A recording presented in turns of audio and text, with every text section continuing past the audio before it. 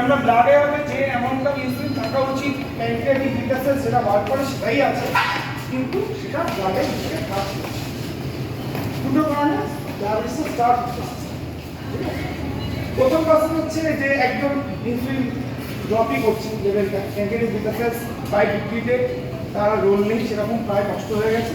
সুতরাং তো সুগারটা ধরছে, আপনি যাই খাচ্ছেন সুগার লেভেল বেড়ে যাচ্ছে, প্যানক্রিয়াস ইনসুলিন বার করতে পারছে না, সুগার বাড়ছে, আপনার ওষুধে কন্ট্রোল। সেকেন্ড যে পার্টটা আসছে সেটা একটু অন্যরকম, সেটা হচ্ছে যে যদি টেস্ট করা হয় দেখা যায় ব্লাডে ইনসুলিন লেভেলটা ইজ গুড, কিন্তু তাও পেশেন্টের সুগার আসছে। সেটা কোন ধরনের পেশেন্টের হয় জানেন? কোন ধরনের মানুষদের হয়? যে ইনসুলিন লেভেল যদি আমি চেক করি, কীভাবে চেক করি আমরা? আইদার ফাস্টিং ইনসুলিন চেক করি, অথবা সি পেপটাইড অ্যাসে বলে একটা ব্লাড টেস্ট, সেটা আমরা চেক করি।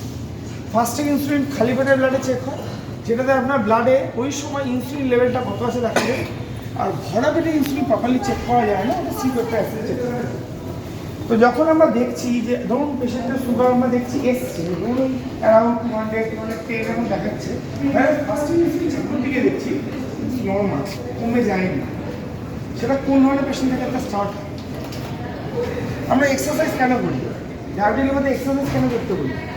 মেসেজ দিন আমাকে, আপনারা তো ডেফিনেটলি বলেন পেশেন্টদের যে এক্সারসাইজ করুন, সবাই বলে সকালে হাঁটুন, এটা নর্মাল কথা, সবাই বলে। কেন বলি? কী হয় লেভেলে কী হয়?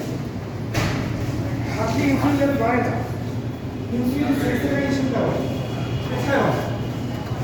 আমাদের মাসেলে বাড়ে, স্কেলিটাল মাসেল, যেটা হার্ট মাসেলেও সেটা স্কেলিটাল মাসেল ইনসুলিনকে করতে হবে। হয়তো ব্লাডে আছে